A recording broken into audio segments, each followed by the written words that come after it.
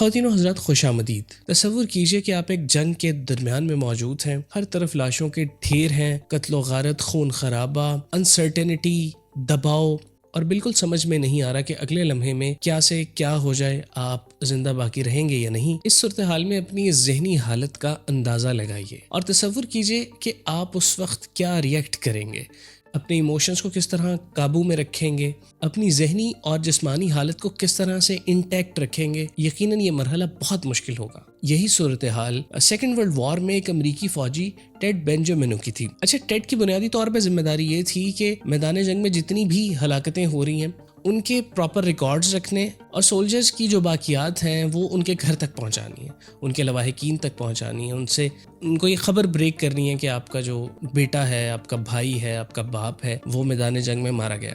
یہ بھی یاد رکھیے گا کہ ٹیڈ کا ایک 16 ماہ کا بچہ گھر میں اس کا انتظار کر رہا ہے۔ انسرٹینٹی کی یہ صورتحال ہے، اسے یہ نہیں پتا کہ اگلا لمحہ اس کی زندگی میں آئے گا یا نہیں، یا اس سے پہلے ہی کوئی میزائل یا کہیں سے گولی آ کر اس کا خاتمہ کر دے گی۔ ایک تو موت کا خوف، دوسرا یہ کہ ریکارڈ کیپنگ کے اندر کوئی غلطی نہ ہو جائے یا کسی ڈاکیومنٹ کو بناتے مرتب کرتے کوئی غلطی نہ ہو جائے۔ اور آپ جانتے ہیں کہ ان موقعوں پر غلطی کی سزا نارملی موت ہی ہوا کرتی تھی۔ ٹیڈ کی صورتحال یہ تھی کہ وہ سوکھ کر لکڑی ہو گیا، 34 پاؤنڈ اس نے ویٹ اپنا لوز کر دیا۔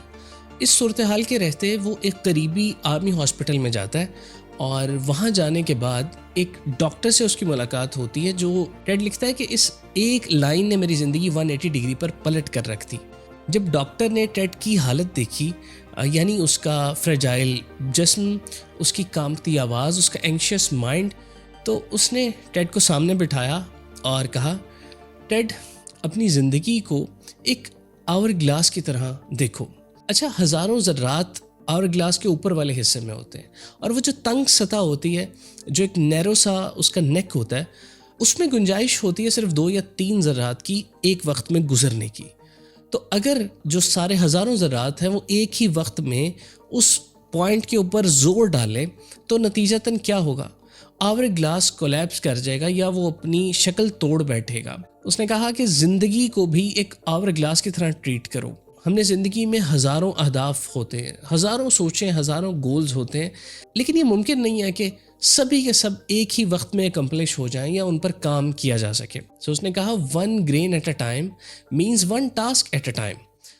یہ واقعہ لکھا کہاں پہ ہے، اس کا تھوڑا سا پس منظر بتاتا ہوں۔ ایکسپو سینٹر میں بک فیئر ہوتا ہے، بہت بڑا بک فیئر ہوتا ہے۔ پچھلے سال مجھے وہاں جانے کا اتفاق ہوا۔ ریڈنگز کے سٹال پر غالباً میری نظر ایک کتاب پر پڑی اور اس کا جو ٹائٹل تھا بہت ہی اٹریکٹیو تھا۔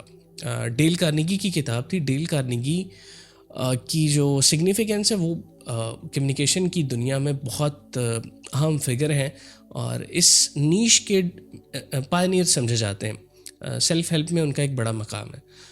اس کتاب کی خاص بات یہ کہ ڈیل کارنیگی کی جو بہت ایکسٹینسو ریسرچ ہے اور ان تمام لوگوں سے آلموسٹ ڈیل کارنیگی خود ملا ہوا ہے۔ یہ واقعہ جو میں نے بیان کیا یہ 1945 کا تھا اور ڈیل کارنیگی تقریباً یہ کتاب مرتب کرتے ہیں۔ اس کا فرسٹ ایڈیشن 1948 میں آتا ہے۔ ڈیل کارنیگی نے پریفیس میں یہ لکھا ہوا ہے کہ اس کتاب کے 45 صفحے پڑھنے کے بعد اگر آپ کی زندگی پر، اگر آپ کی سوچ پر کوئی خاص بدلاؤ نہیں آتا یا آپ کو اپنی تھنکنگ پروسیس میں، تھاٹ پروسیس میں کوئی خاص فرق محسوس نہیں ہوتا تو اس کتاب کو بلا جھجک ردی کی ٹوکری میں دے ماریے۔ یہ بہت بڑا دعویٰ تھا۔ کتاب پڑھتے پڑھتے مجھے یہ اس چیز کا احساس ہوا کہ ڈیل کارنیگی کا یہ دعویٰ بالکل درست ہے۔ ہمارے یہاں کوئی انسٹیٹیوشن یہ نہیں سکھاتا کہ مشکل حالات میں کس طرح سے اپنے ذہن کو اور اپنی جذبات کو قابو میں رکھنا ہے، ان کو اپنے اوپر حاوی نہیں ہونے دینا، اپنی ذہنی حالت کو برقرار بہتر کس طرح سے رکھنا ہے۔ کوئی ادارہ نہیں کہ اگر یہ کتاب میں نے بچپن میں پڑھی ہوتی اسکول میں تو زندگی کو دیکھنے کا میرا نظریہ بہت مختلف ہوتا اور بہت ہی پریکٹیکل چیزیں۔ اگر آپ اس کتاب کو پڑھنا چاہیں تو ضرور پڑھیں۔ اسکول سے لے کر یونیورسٹی تک ہمیں نہ تو ایموشنل ریزیلینس سکھائی جاتی ہے، نہ ہمیں یہ بتایا جاتا ہے ہم کون کون سے جذبات محسوس کرتے ہیں، یہ تک نہیں ہمیں پتہ ہوتا۔ ہماری زندگی کا اکثر و بیشتر حصہ یا تو ماضی کے پچھتاووں میں گزر جاتا ہے یا مستقبل کی فکروں میں۔ یہ بڑا نیچرل پروسیس ہے، لیکن ہوتا یہ ہے کہ ہم جس مومنٹ میں جی رہے ہوتے ہیں ہم اس کو بھی ضائع کر دیتے ہیں، ہمیں بالکل اس سے لطف اٹھانا نہیں آتا۔ جو چیزیں ہمارے پاس اب دستیاب ہیں ہم نہ تو ان کی شکر گزاری بجا لے پاتے اور نہ ہی ہم ان چیزوں کو بہتر طریقے سے یوٹیلائز کر سکتے ہیں۔ نتیجتاً نہ ہم ایکشن لیتے ہیں اور نہ ہی کوئی سود مند رزلٹ اس سے برآمد ہوتا ہے۔ اس متعلق کچھ کویشچنز ہیں جو کہ آپ ضرور اپنے آپ سے پوچھیے اور ان سوالات کا جواب اپنے آپ سے لیجیے۔ ان سوالات کو ایک کاغذ پہ لکھیے، کسی نوشن ڈاکیومنٹ پہ لکھیے، کسی ورڈ کی فائل پہ لکھیے اور کچھ دیر اس پر صرف کیجیے۔ آہستہ آہستہ جب بھی آپ کو اس طرح کا کوئی معاملہ پیش آئے ضرور ان سوالات کو کنسیڈر کیجیے۔ اچھا، یہ 5 سوالات خود سے ضرور کیجیے۔ کیا میں اپنی زندگی کو مستقبل کی فکر میں ضائع کر رہا ہوں یا کسی پرفیکٹ مومنٹ کی تلاش میں ہوں؟ کیا میں اپنے پریزنٹ مومنٹ کو اپنی ماضی کی تلخیوں اور پچھتاووں کی نظر کر رہا ہوں؟ کیا میں ہر صبح اس عزم کے ساتھ اٹھتا ہوں کہ آج کا دن بھرپور طریقے سے گزاروں گا؟ کیا میں زیادہ خوش رہوں گا اگر میں اپنی زندگی کو ڈے ٹائٹ کمپارٹمنٹس کی طرح گزارنا شروع کر دوں؟ اچھا، یہ جو اصطلاح ڈیل کارنیگی نے استعمال کی ہے ڈے ٹائٹ کمپارٹمنٹس، اس کا مقصد یہ ہے کہ اپنی ساری زندگی کو دنوں کے اندر تقسیم کرو اور زیادہ لمبا نہ سوچو، صرف اگلے جو 24 گھنٹے ہیں اس کے اندر آپ کس طرح سے پروڈکٹیو رہ سکتے ہو، کیا کام ہیں جو کہ ان 24 گھنٹوں میں ہو سکتے ہیں، صرف ان کے اوپر فوکس کرو اور ان سارے سوالات کے جوابات جو بھی آئیں خود سے پوچھیے اور اپنے منصوبے کو ٹائم باؤنڈ کر لیجئے۔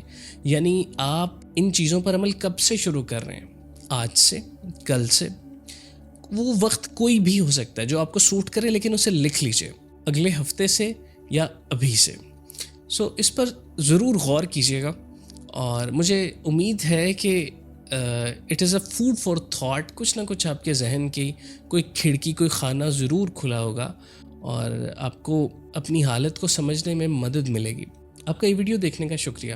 خدا حافظ۔